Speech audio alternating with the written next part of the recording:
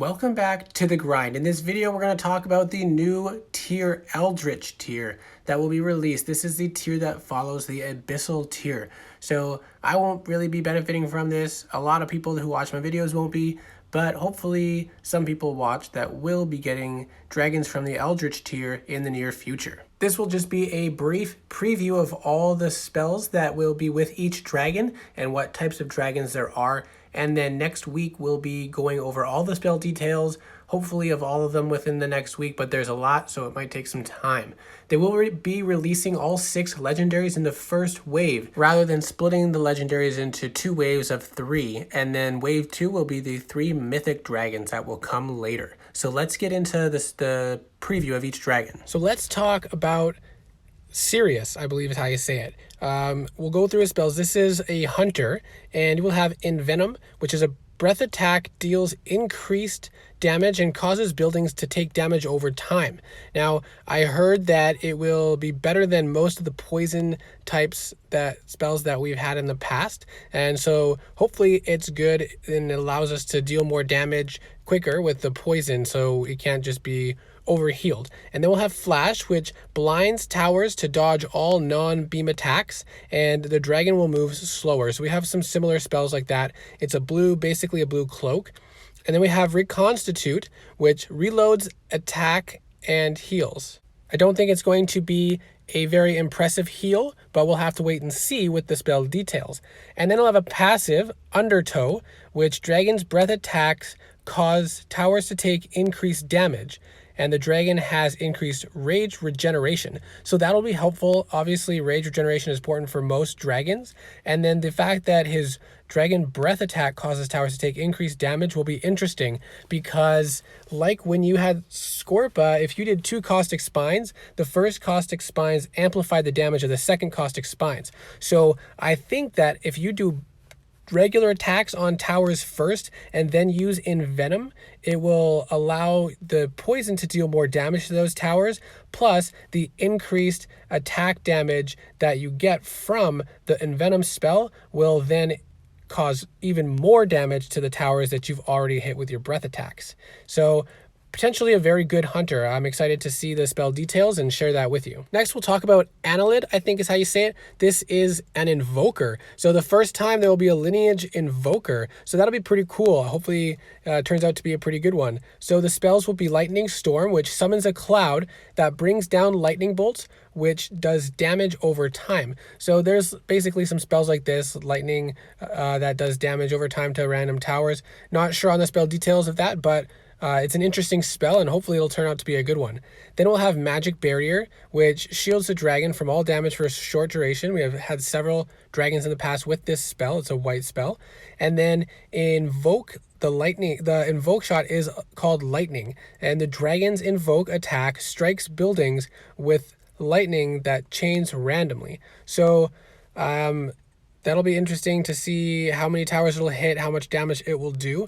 And then Regenerate, which restores health over time. So basically a heal spell. So not the most impressive spell set at first glance, but again, we got to see what the spell details show, all the cooldowns and rage costs, and hopefully it'll be a pretty good one. Next, we'll talk about Yetin, one of the warriors, and he has Spell Flux, which explodes 1 tower and damages nearby towers. It's a common one that we've seen in the past. Blood Fury also is one that we know. It gains rage, but slows rage regeneration for a short period. And then when you destroy buildings, you regain health. Usually that one, I believe that one is the costs 1 rage and restores 3. I'll have to double check on that one for you.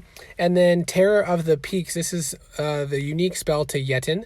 And this one is interesting. You activate it to cycle between Abominable Roar and Abominable Breath. Abominable Roar freezes nearby towers, and towers will take increased damage after being frozen. And then Abominable Breath increases flamethrowers' damage for a short time by 100%. Now, if you can rapidly cycle between these, that would be very beneficial because you could freeze the towers so that they take increased damage and then quickly switch over to Abominable Breath so that you do an even more increased damage to those towers that are taking more damage, if that makes sense. Now, some spells, you can't cycle it until the first one ends, but hopefully there's just a rage cost that you can cycle from one to the next pretty quickly and make a combination of that. And hopefully it's not too expensive, but again, we have that Blood Fury, which will allow us to restore some rage to keep cycling through that, and that would hopefully help get through at least a long island. And then Ice Resist, it's kind of nice that you'll have resist to Ice Flax and Ice Turrets. Those can be a pain sometimes, so that will be there as well. The next dragon, also a warrior, is Calder. Now, this dragon looks pretty cool. All of them actually look pretty sweet. And his spells will be Magmatic Assault. And you'll toggle on for a shielded assault boost. Now, I'm not actually sure what that means, but again, check out the spell details coming next week. Then Slag Blast will explode a nearby tower and restore rage on cast. So that'll be very interesting. I'm not sure if this is a target one, if it's automatically selected, and how much rage it will cost and how much rage it will restore. So we'll take a look at that next week as well. And then Smoke Screen will cloak the dragon and deal area damage. So that's pretty interesting.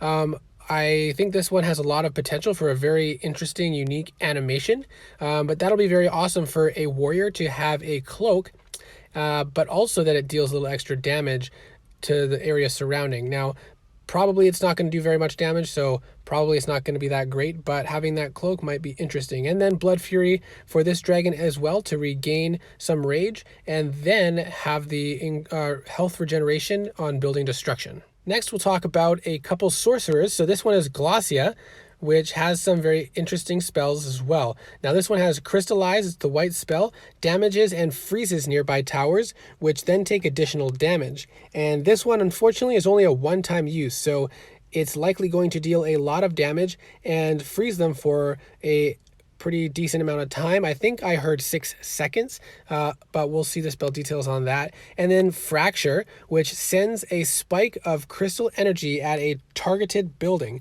So that sounds like a white death gaze. You will target where you want to send that spell, and it'll hopefully do a lot of damage. And so hopefully you can hit multiple towers with Fracture. And then Spell Weaving, which after destroying a tower, you will gain rage and one of the 3 below spells, which is Crystal Tomb, that will freeze towers and gain a shield based on the number of towers that were hit, and that will be a red spell. And then, or you could have Prismatic Lights, which is an invincible shield that creates heal marks and rage marks when destroyed. And then Reflection, which is also red, that reflects incoming projectiles back onto the attackers. And then the Dark Flak Resist will also be on this dragon. And finally, the last sorcerer, Vexa, Explosive Carapace, if I'm saying that right, absorbs damage until depleted, then explodes, damaging nearby buildings. And then Sonic Screech, red, will deal damage to nearby buildings and reduce their damage for the entire attack. So that one will do a little bit of damage, and then we'll debuff the towers for the rest of that attack. And then it'll have Quake, a white spell that stuns all towers in the surrounding radius, which will be pretty interesting. And then the last white spell, Summon a Drone, to summon a decoy who does no damage. So not sure how much health that decoy will have, but it will be at least beneficial to help avoid taking damage. And then you can use Quake as well to stun towers. And then you can use Carapace to absorb damage. So a lot of ways to avoid damage on this dragon. But depending on how the spells work out and how much damage they do, I think it might be challenging to destroy towers, especially defended with this dragon. So that's a quick preview to see what's coming. Remember to keep an eye out for my video with spell details coming out next week. See you in the next video.